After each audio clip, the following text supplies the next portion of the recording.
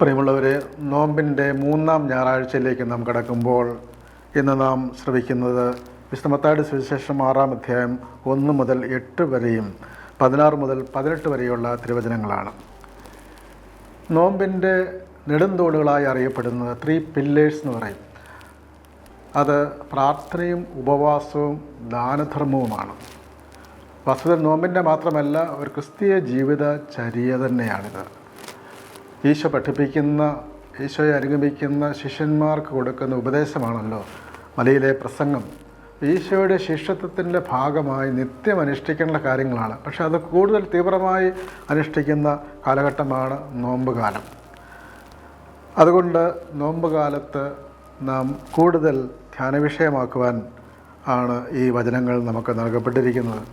വിശുദ്ധ മത്തായിയുടെ സുവിശേഷം 4-ാം അധ്യായത്തിൽ ഈശോയുടെ മരുഭൂമി അനുഭവം, തീവ്രമായ പ്രാർത്ഥനയുടെ, തീക്ഷ്ണമായ പ്രാർത്ഥനയിലൂടെ കർത്താവ് തിന്മയുടെ ശക്തികളെ അതിജീവിച്ചു. ഈ മരുഭൂമി അനുഭവത്തിലേക്ക് നാം നോമ്പ് കാലത്ത് കടക്കുകയാണ്. നാമും ഈ ജീവിതചര്യകളിൽ കൂടുതൽ അധിഷ്ഠിതമായി ജീവിക്കുവാൻ പരിശീലിക്കുന്ന ഒരു കാലഘട്ടമാണ് നോമ്പ് കാലം. മത്തായിയുടെ സുവിശേഷം 5-ാം അധ്യായം നമുക്കറിയാം, മലയിലെ പ്രസംഗം. ഈശോ പുതിയ ചില ദൈവിക ദർശനങ്ങൾ നൽകുകയാണ്. പഴയ നിയമത്തിന് പുതിയ ഭാഷ്യം രചിക്കുകയാണ്, പുതിയ അർത്ഥം നൽകുകയാണ്. വിശുദ്ധ ഗ്രന്ഥത്തിൻ്റെ കൂടുതൽ ഉന്നതമായ ശ്രേണിയിലേക്ക്, അതിൻ്റെ ആന്തരിക അർത്ഥത്തിലേക്ക് നയിക്കുന്ന പ്രഭാഷണത്തിൻ്റെ തത്വങ്ങളാണ് 5-ാം അധ്യായത്തിൽ വിശദീകരിക്കുന്നത്. അതിൻ്റെ അവസാന ഭാഗത്തേക്ക് വരുമ്പോൾ ഈശോ തത്വങ്ങളിൽ നിന്നും അതിൻ്റെ ആധാരമായ പ്രധാനമായ കാര്യം, എല്ലാത്തിൻ്റെയും ഉറവിടമായ സ്വർഗസ്ഥനായ പിതാവിനെക്കുറിച്ച് പ്രതിപാദിക്കുകയാണ്. ശത്രുക്കളെ സ്നേഹിക്കുക. സാധാരണ അങ്ങനെ ചെയ്യാറില്ല. ശത്രുക്കളെ സ്നേഹിക്കുക എന്ന് പഠിപ്പിക്കുന്നത് എന്തുകൊണ്ടാണ്? നിങ്ങൾ, എൻ്റെ ശിഷ്യന്മാർ ആരുടെ മക്കളാണ്? എൻ്റെ ശിഷ്യന്മാർ 5-ാം അധ്യായം 45-ാം വാക്യം, അങ്ങനെ നിങ്ങൾ സ്വർഗസ്ഥനായ എൻ്റെ പിതാവിൻ്റെ മക്കളായിത്തീരും. അവിടുന്ന് ശിഷ്ടരുടെയും ദുഷ്ടരുടെയും മേൽ സൂര്യനെ ഉദിപ്പിക്കുകയും നീതിമാന്മാരുടെ മേൽ നീതിരഹിതരുടെ മേൽ മഴ പെയ്യുകയും ചെയ്യുന്നു. അങ്ങനെ പുതിയ ഒരു ദൈവിക ദർശനം നൽകുകയാണ്. പിതാവായ ദൈവം, അപ്പ എന്ന് വിളിക്കത്തക്ക സ്വാതന്ത്ര്യമുള്ള ആബാ പിതാവേ, ആ പിതാവായ ദൈവം ദുഷ്ടരുടെയും ശിഷ്ടരുടെയും മേൽ ഒരുപോലെ സൂര്യനെ ഉദിപ്പിക്കുകയും മഴ പെയ്യുകയും ചെയ്യുന്നു എന്ന് പറഞ്ഞാൽ അതിൻ്റെ അർത്ഥം എത്ര വലിയ വിശാല ഹൃദയനാണ് ദൈവം. എല്ലാവരെയും ഉൾക്കൊള്ളുന്നൊരു ഹൃദയം അവിടത്തേക്കുണ്ട്. തിന്മ നിറഞ്ഞവരെയും അവിടുന്ന് ഉൾക്കൊള്ളുന്നു, സ്വീകരിക്കുന്നു, അവൻ്റെ തിരിച്ചുവരവനായി കാത്തിരിക്കുന്നു. അതുകൊണ്ട് നിങ്ങളുടെ സ്വർഗസ്ഥനായ പിതാവ് പരിപൂർണനായിരിക്കുന്നത് പോലെ നിങ്ങളും പരിപൂർണരായിരിക്കുവാൻ. ഈ ഒരു ആധാരത്തിൽ നിന്നുകൊണ്ട് 6-ാം അധ്യായത്തിൽ വിവരിക്കുന്നത് ഇതിൻ്റെ പ്രായോഗികമായ സമീപനങ്ങളാണ്. സ്വർഗസ്ഥനായ പിതാവിൻ്റെ പരിപൂർണതയിൽ അതിലേക്ക് വളരണമെങ്കിൽ ആ പിതാവിനെ ഉറ്റുനോക്കിക്കൊണ്ട് വേണം നമ്മുടെ ജീവിതചര്യകൾ ക്രമീകരിക്കേണ്ടത്.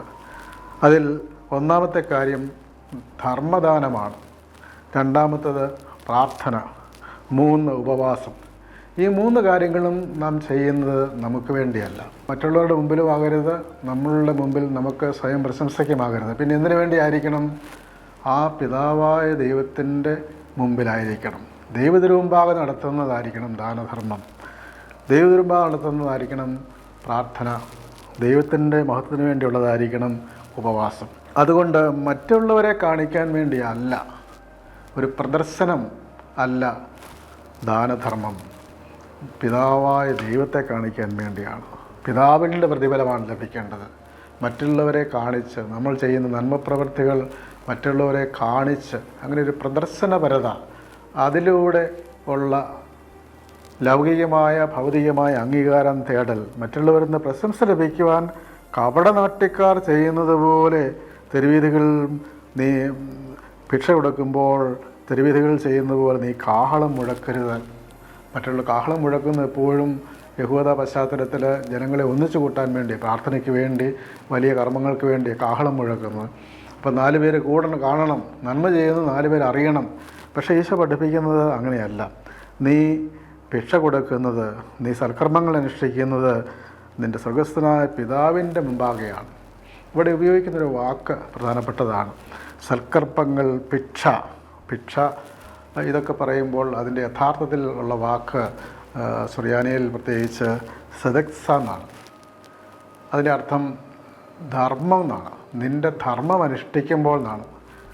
നമ്മൾ മലയാളത്തിൽ പറയാറുള്ള ധർമ്മം കൊടുക്കുക എന്ന് പറയും. ഭിക്ഷ എന്ന് പറഞ്ഞാൽ യാചിക്കുന്നവന് കൊടുക്കുന്നതാണ് ഭിക്ഷ. അതിൻ്റെ ഒരു മലയാള രൂപമാണ് പിച്ച എന്ന് പറയും, പിച്ചക്കാരൻ എന്നൊക്കെ പറയും. അങ്ങനെ ഉള്ള അവർക്കെന്തെങ്കിലും അവരുടെ മുമ്പിൽ എറിഞ്ഞു കൊടുക്കുകയല്ല, മറിച്ച് സദക്സ എന്ന് പറഞ്ഞാൽ, സദേക്ക് എന്ന് പറയുമ്പോൾ നിൻ്റെ ധർമ്മം എന്നാണ്, നീതി. അപ്പോൾ ഇവിടെ ഉപയോഗിക്കുന്ന സൽക്കർമ്മങ്ങൾ എന്ന് ഉപയോഗിക്കുമ്പോഴും നീ ഭിക്ഷ കൊടുക്കുമ്പോൾ എന്നൊക്കെ ഉപയോഗിക്കുന്ന വാക്ക് നിൻ്റെ ധർമ്മം ചെയ്യുമ്പോഴെന്നാണ്. അതായത് നിൻ്റെ കടമയാണ്. നീ പാവങ്ങൾക്ക് നന്മ ചെയ്യേണ്ടത് നിൻ്റെ കടമയാണ്.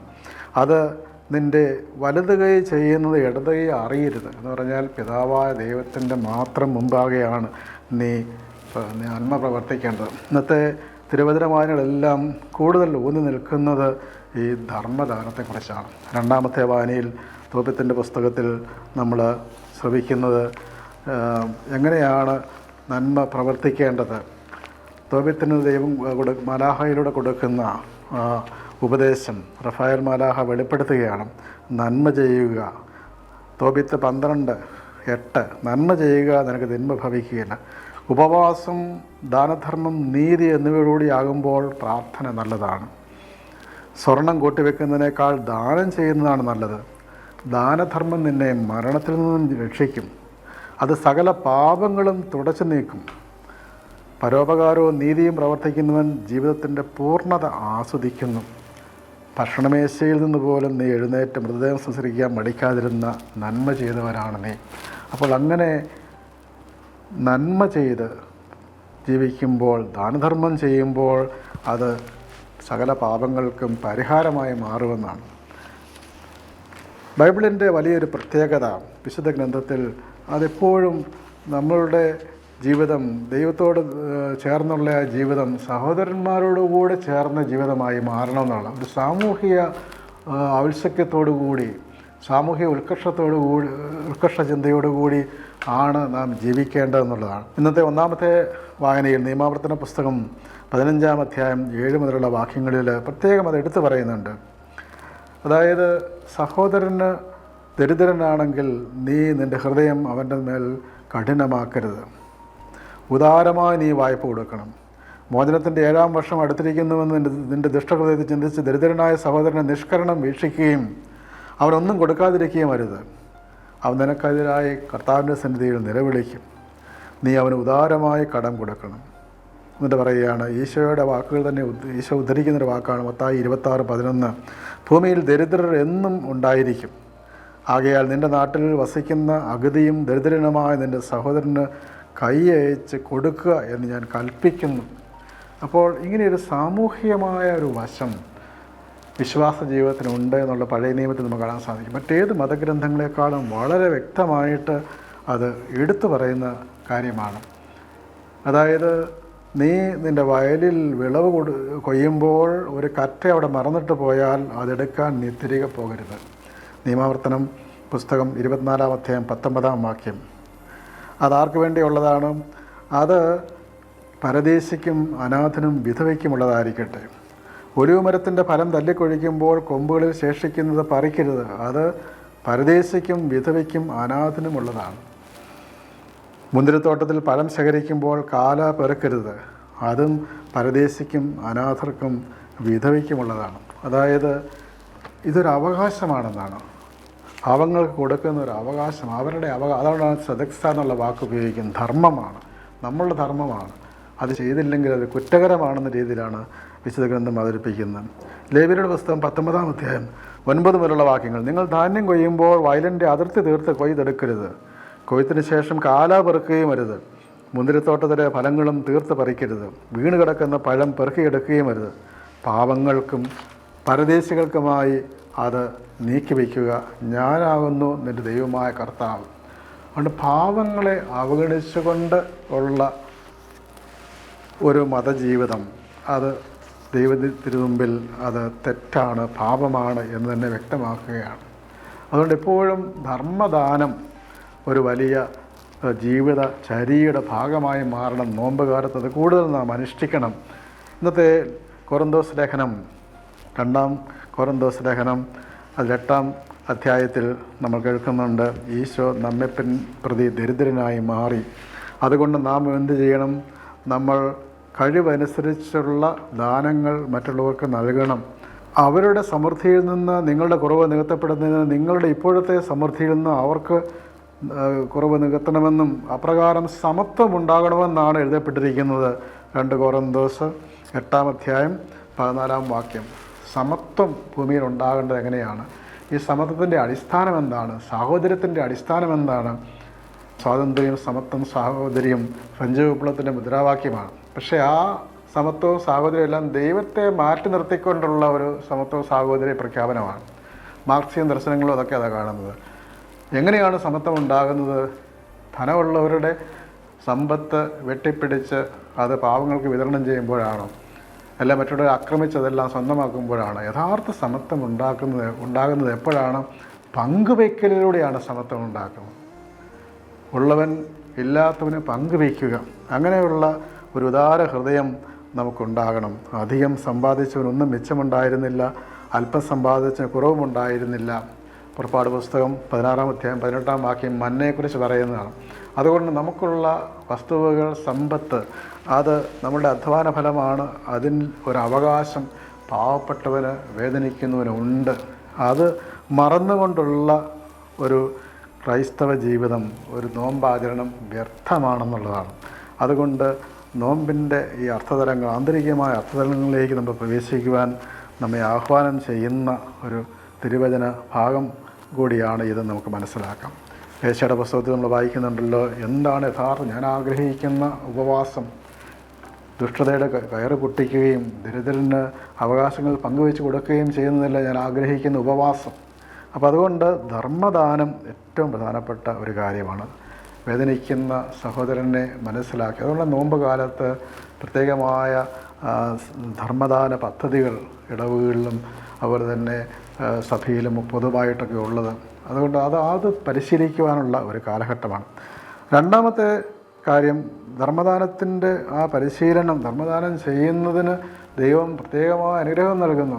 മാർ നെസ്റ്റോറസിന് അനാഫറയിൽ പ്രാർത്ഥിക്കുന്നുണ്ട്, ദരിദ്രർക്ക് ഉദാരമായി ദാനം ചെയ്യുന്നവർക്ക് വേണ്ടി ഞങ്ങൾ പ്രാർത്ഥിക്കുന്നു. അപ്പോൾ അങ്ങനെ ആ ഉദാരമായ മനസ്ഥിതി മനുഷ്യനുണ്ടാകണം. അതിനുവേണ്ടി നാം പ്രാർത്ഥിക്കണം.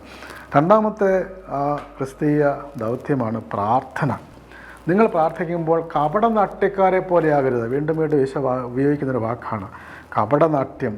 നെസവ് ബപ്പേ എന്നാണ് സുറിയാനിയിൽ ഉപയോഗിക്കുന്നത്. അതായത് മുഖം വാടകയ്ക്കെടുക്കുന്നു, അല്ലെ മുഖം വാങ്ങിച്ചെടുക്കുന്നു, മറ്റുള്ളവരുടെ മുഖം ധരിക്കുന്നു, നന്മ നിറഞ്ഞ ഒരാളുടെ മുഖം ധരിക്കുന്നു. അതാണ് കപടനാട്യം.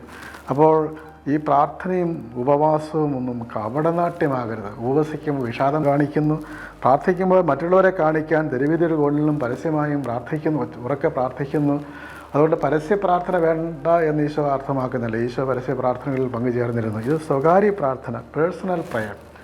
പലപ്പോഴും പ്രാർത്ഥനയുടെ ആരവങ്ങൾക്കിടയിൽ യഥാർത്ഥ പ്രാർത്ഥന ഇല്ലാതായി പോകുന്നു. യഥാർത്ഥ പ്രാർത്ഥന എന്താണ്? ഈശോ ഏകാന്തതയിൽ ഗെത്സമനിൽ പ്രാർത്ഥിച്ചപ്പോൾ എന്താണ് സംഭവിച്ചത്? ദൈവത്തിൻ്റെ മുമ്പിൽ തൻ്റെ പരിദേവനങ്ങൾ കഴിയുമെങ്കിൽ പാനപാത്രം എന്നിൽ നിന്ന് അകന്നു പോകട്ടെ എന്ന് പറയുന്ന പോലുമുണ്ട്. അപ്പോൾ അങ്ങനെ ദൈവത്തിൻ്റെ മുമ്പിൽ നിന്നുകൊണ്ട് നമ്മുടെ ആവശ്യങ്ങൾ, നമ്മുടെ വേദനകൾ, വിഷമങ്ങൾ, നിങ്ങളുടെ ഹൃദയങ്ങൾ ചൊരിയുവെന്നാണല്ലോ പ്രാർത്ഥന. അതാണ് ദൈവസന്നിധിയിൽ നിങ്ങളുടെ ഹൃദയങ്ങൾ ചൊരിയുവൻ നമ്മുടെ കുർബാനയിലെ ഒരു പ്രാർത്ഥനയാണ്. അപ്പോൾ ദൈവസന്നിധിയിൽ നമ്മളുടെ ആവശ്യങ്ങൾ ഉണർത്തിക്കുന്നതാണ് പ്രാർത്ഥന. പക്ഷേ അതോടൊപ്പം തന്നെ ദൈവത്തിൻ്റെ സ്വരം കേൾക്കുന്നത് കൂടിയാണ്, ദൈവത്തിൻ്റെ ഇഷ്ടം മനസ്സിലാക്കുന്നത് കൂടിയാണ് പ്രാർത്ഥന. പ്രാർത്ഥനയിലൂടെ സ്വന്തം ഇഷ്ടങ്ങൾ ദൈവത്തിൻ്റെ മേൽ അടിച്ചേൽപ്പിക്കുന്നത്, അല്ല സ്വന്തം താല്പര്യങ്ങൾ പ്രഖ്യാപിക്കുന്ന അങ്ങനെ പല പ്രാർത്ഥനകളും സ്വർണ്ണ കാളക്കുട്ടികളായി മാറുകയാണ്. നാം തന്നെ ഉണ്ടാക്കുന്ന വടിവത്ത പ്രാർത്ഥനകൾ അത് ചൊല്ലി മറ്റുള്ളവരെ ചൊല്ലി കേൾപ്പിച്ച് ഒക്കെ സ്വയം അത് നന്നെന്ന് അഭിരമിക്കുന്ന ഒരു പ്രാർത്ഥന, അത് യഥാർത്ഥ പ്രാർത്ഥനയല്ല.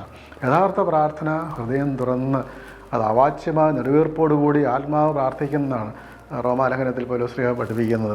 അതുകൊണ്ട് യഥാർത്ഥ പ്രാർത്ഥന എന്താണ്? നീ നിൻ്റെ മുറിയിൽ കടന്ന് കതകടച്ച് രഹസ്യത്തിൽ നിൻ്റെ പിതാവിനോട് പ്രാർത്ഥിക്കുക. അപ്പോൾ പഞ്ചേന്ദ്രിയങ്ങളുടെ വാതായനങ്ങൾ അടച്ച് രഹസ്യമായി പ്രാർത്ഥിക്കുക. ഒറ്റയ്ക്ക് പ്രാർത്ഥിക്കുമ്പോൾ നാം തനിച്ചല്ല. സഭാപിതാവായ സുറിയാനി സഭാപിതാവ് മാർ അഫ്രഹാത്ത് അദ്ദേഹം പഠിപ്പിക്കുന്നു, നീ ഒറ്റയ്ക്ക് പ്രാർത്ഥിക്കുമ്പോഴും അവിടെ ദൈവപിതാവിൻ്റെ സ്നേഹം അവിടെയുണ്ട്, പുത്രൻ്റെ കൃപ അവിടെയുണ്ട്, റുഹാക്കുദീശായുടെ കൂട്ടായ്മയുണ്ട്. അപ്പോൾ ആ ഒരു ഏകാന്തതയിലുള്ള ഒരു പ്രാർത്ഥന, ഇന്ന് അങ്ങനെയുള്ള ഒരു പ്രാർത്ഥനയുടെ ശൈലി വളരെയേറെ കുറഞ്ഞിരിക്കുകയാണ്. ധ്യാനം എന്ന് പറയുമ്പോൾ ധ്യാനപ്രസംഗം കേൾക്കുന്നതല്ല ധ്യാനം, ധ്യാനിക്കുന്നതാണ്. അതുകൊണ്ട് പ്രാർത്ഥന, യഥാർത്ഥ പ്രാർത്ഥന പരിശീലിക്കുക. ആ യഥാർത്ഥ പ്രാർത്ഥന പരിശീലിക്കുന്ന പരിശീലന കളരിയാണ്, സ്കൂൾ ഓഫ് പ്രെയറാണ് സഭയുടെ ഔദ്യോഗിക പ്രാർത്ഥന, ലിറ്റർജിക്കൽ പ്രെയർ. വിശുദ്ധ കുർബാനയിലും യാമപ്രാർത്ഥനയിലുമൊക്കെ അത് സമൂഹത്തിന് മുഴുവനുമായി നൽകപ്പെട്ടിരിക്കുന്ന സഭാപിതാക്കന്മാരാൽ വിരചിതമായ പലതരത്തിലുള്ള അബദ്ധ സിദ്ധാന്തങ്ങളുടെ കാലഘട്ടത്തിൽ ശരിയായ വിശ്വാസങ്ങൾ, പ്രബോധനങ്ങൾ ഉൾക്കൊള്ളുന്ന പ്രാർത്ഥനകളാണ്. അങ്ങനെ ശരിയായ പ്രാർത്ഥന, അങ്ങനെ പ്രാർത്ഥിക്കുമ്പോൾ ആ പ്രാർത്ഥനയാണ് നമ്മൾ ദൈവത്തിന് മുമ്പിൽ സ്വീകാര്യമാണ്. ചോദിക്കുന്നതിന് മുമ്പ് തന്നെ നമ്മുടെ ആവശ്യങ്ങൾ അറിയുന്ന പിതാവിൻ്റെ മുമ്പിലാണ് പ്രാർത്ഥിക്കുന്നത്. അപ്പോൾ ചോദിക്കാത്ത കാര്യങ്ങൾ പോലും അവിടെ നൽകുന്നു, നമ്മുടെ ആവശ്യങ്ങൾ അറിയുന്ന പ്രാർത്ഥന. അതുകൊണ്ട് പ്രാർത്ഥനയുടെ, പ്രത്യേകിച്ച് പേഴ്സണൽ പ്രയർ, സ്വകാര്യ പ്രാർത്ഥന, പ്രാർത്ഥനയുടെ ചൈതന്യം വീണ്ടെടുക്കുവാനുള്ള ഒരു കാലഘട്ടമാണ് ഈ നോമ്പ് കാലം. മൂന്നാമത്തേതാണ് ഉപവാസം. ഉപവസിക്കുക എന്ന് പറയുമ്പോൾ അവിടെയും കപടനാട്യക്കാരെ പോലുള്ള ഉപവാസം. ഉപവസിക്കുന്നതാണെന്ന് കാണത്തക്ക രീതിയിൽ മുഖത്ത് വിഷാദം കാണിക്കുന്നു. അപ്പോൾ മറ്റുള്ളവരെ കാണിക്കാൻ വേണ്ടിയല്ല ഉപവസിക്കുന്നത്. ഉപവാസം വാക്കിൻ്റെ അർത്ഥം തന്നെ ഉപവസിക്കുക, ദൈവത്തോടൊപ്പം ആയിരിക്കുക, ഭക്ഷണപദാർത്ഥങ്ങൾ പോലും വേണ്ടെന്ന് വെച്ചുകൊണ്ട് ദൈവസന്നിധിയിലായിരിക്കുന്ന പ്രാർത്ഥനയുടെ ഒരു നിമിഷങ്ങളാണ്. യഹൂദ ചിന്താഗതികളിൽ ഉപവാസത്തിന് വലിയ പ്രാധാന്യമുണ്ടായിരുന്നു. യോം കിപ്പൂർ ഉപവാസ പ്രാർത്ഥന ദിനമാണ്. അങ്ങനെ ഉപവസിച്ചിരുന്നു. പക്ഷേ യഹൂദർ ഉപവസിച്ചിരുന്നത് തിങ്കളാഴ്ചയും വ്യാഴാഴ്ചയുമാണ്. എന്നാൽ ക്രൈസ്തവർ ഉപവസിച്ചിരുന്നത് ബുധനാഴ്ചയും വെള്ളിയാഴ്ചയുമായിരുന്നെന്ന് 12 ശ്ലീഹന്മാരുടെ പ്രബോധനം, ഡിഡാക്കെ AD 70 മത്തായിയുടെ സുവിശേഷം എഴുതുന്ന കാലഘട്ടത്തിൽ തന്നെ എഴുതപ്പെട്ട ഒരു ആദിമ സഭാരേഖയാണ്. അതിൽ പറയുന്നു ബുധനാഴ്ചയും വെള്ളിയാഴ്ചയും ഉപവസിച്ചിരുന്നു. അപ്പോൾ അത് നോമ്പുകാലം മാത്രമല്ല, സ്ഥിരം ഉപവസിച്ചിരുന്നു. ബുധനാഴ്ച ഉപവസിക്കുവാൻ കാരണം യേശുവെ യഹൂദന്മാർ പടയാളികൾ പിടിച്ചുകൊണ്ട് പോയ ദിവസം, അറസ്റ്റ് ചെയ്ത ദിവസത്തെ ഓർത്തുകൊണ്ടാണ് ഡിഡസ്കാലിയ, ചെറിയ ഡിഡസ്കാലിയ പറയുന്നത്. വെള്ളിയാഴ്ച നമുക്കറിയാം കർത്താവിൻ്റെ പീഡാനുഭവത്തെ ഓർത്തുകൊണ്ട്. അങ്ങനെ ഉപവസിക്കുമ്പോൾ മുഖം വികൃതമാക്കരുത്. അദൃശ്യനായ പിതാവല്ലാതെ മറ്റാരും കാണാതിരിക്കാൻ വേണ്ടിയാണിത്. അപ്പോൾ ഉപവസിക്കുമ്പോൾ നീ ഒരു വലിയ യജ്ഞമായിട്ട് ഉപവാസം സ്വീകരിക്കുക. ആ ഉപവാസം മറ്റുള്ളവരെ അറിയേണ്ട ആവശ്യമില്ല. മറ്റുള്ളവരെ അറിയിക്കുവാൻ വേണ്ടി ഉപവസിക്കുകയും മറ്റുള്ളവരെ കൊണ്ടും കൂടെ ഉപവസിപ്പിക്കുകയും ചെയ്യും നമ്മൾ കാണാറുണ്ട്. ഇതങ്ങനെയല്ല. നമ്മളുടെ സുറിയാനി ക്രൈസ്തവരുടെ ഇടയിലുണ്ടായിരുന്ന ഒരു പാരമ്പര്യം, പരിഷ്കാര പാതി എന്നുള്ളൊരു നോവൽ 1892 മലയാള നോവലാണ്.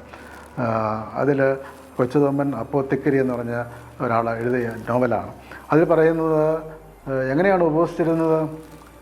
രാവിലെ എഴുന്നേറ്റ് പല്ല് തേച്ച് കുളിച്ച് ഉപവസിക്കുന്നതാണ്. ആ ഉപവാസം എന്ന് പറയുന്നത് തന്നെ വലിയൊരു പ്രാർത്ഥന യജ്ഞമായിട്ടാണ് അവിടെ അവതരിപ്പിക്കുന്നത്. നമ്മുടെ സിറിയൻ ക്രിസ്ത്യൻസിൻ്റെ വലിയൊരു പാരമ്പര്യമായിരുന്നതാണ് പറയുന്നത്. അങ്ങനെയുള്ള ഒരു ഉപവാസം, മുഖം കഴുകുക, ശിരസിൽ തൈലം പൂശുക.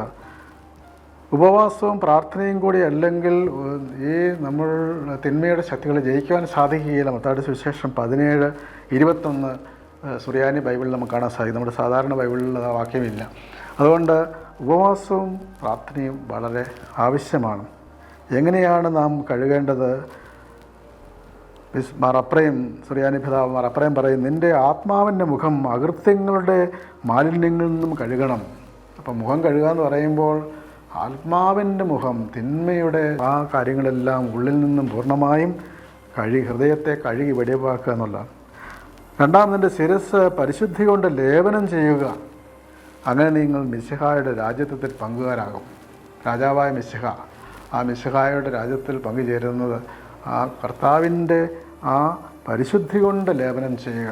അങ്ങനെ മുഖം കഴുകുകയും ശിരസ് തൈലം പൂശുകയും ചെയ്യുക. അപ്പോൾ ഈ 3 ധർമ്മങ്ങൾ, അതായത് പ്രാർത്ഥനയും ഉപവാസവും ദാനധർമ്മവും എന്ന് പൊതുവായിട്ട് പറയാറുണ്ട്.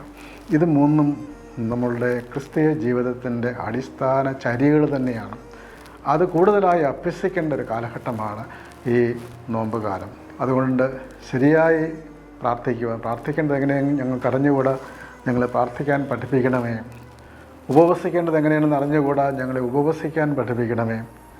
ഹൃദയവിശാലതയോടുകൂടി ദാനധർമ്മം ചെയ്യുവാൻ ഞങ്ങൾക്ക് സാധിക്കുന്നില്ല, ആ ഹൃദയവിശാല നൽകണമേ എന്ന് പ്രാർത്ഥിച്ചുകൊണ്ട് നമുക്ക് ഈ ദിനം ആചരിക്കാം. ദൈവം നമ്മെ എല്ലാവരെയും അനുഗ്രഹിക്കട്ടെ.